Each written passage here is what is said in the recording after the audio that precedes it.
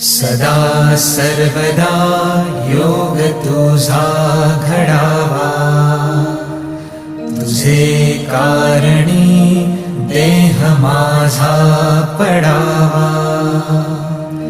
उपेशू नको गुणवंता अनंता, रघुनायका मागणे हेची आता. जय जय रघुवीर समर्थ.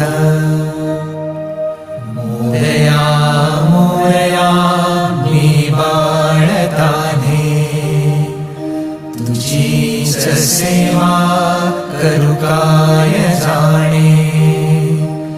अन्याय माझे कोट्यानुकोटी,